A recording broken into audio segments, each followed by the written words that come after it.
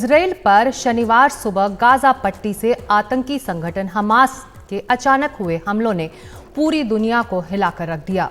Hamas के आतंकियों ने जमीन, हवा और पानी के रास्ते इजरायली इलाके में घुसकर जिस तेजी से हमला किया, उससे हमेशा सतर्क रहने वाले इजरायली जैसे देश भी देखता रह गया। इससे पहले कि वो कोई जवाबी कार्रवाई कर पाता, उसे जान माल का भारी नुकसान हो चुका था।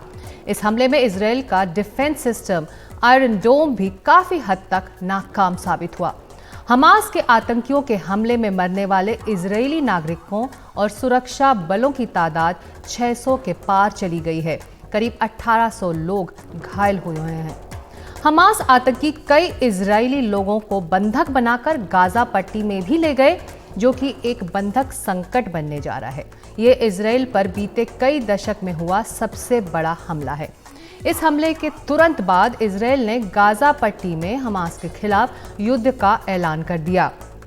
इजराइल की ओर से की जवाबी फौजी कार्रवाई में अब तक 300 से ज्यादा फिलिस्तीनियों की मौत हो गई है, जिनमें भारी संख्या में हमास के आतंकी शामिल हैं। इजराइल ने गाजा पट्टी में हमास के ठिकानों पर बमबारी से कई इमारतों को मिट्टी में मिला दिया। इजराइल ने अपने इस ऑपरेशन का नाम दिया आयरन स्वॉर्ड्स, और जिसका पहला चरण पूरा हो गया है। इजराइल के प्रधानमंत्री बेंयामिन नेतन्याहू ने कहा कि ये अब युद्ध है और अब जो भी होगा उसका जिम्मेदार हमास ही होगा। साफ है, इजराइल अपनी रक्षा के लिए कोई भी कदम उठाने को स्वतंत्र है। इस बीच इजराइल में रह रहे भारतीयों के लिए भारतीय दूतावास ने एडवाइजरी जारी की है, जिसमें उनसे स्थानीय नियमों का पालन करने की अपील की गई है।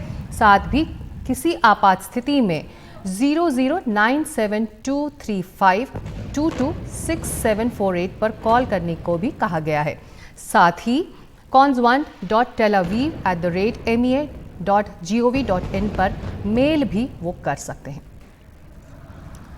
तो इजराइल में हुए इस हमले ने दुनिया के देशों के सामने नई चुनौती खड़ी कर दी है। दुनिया पहले से ही 2 जगह युद्ध से जूझ रही है।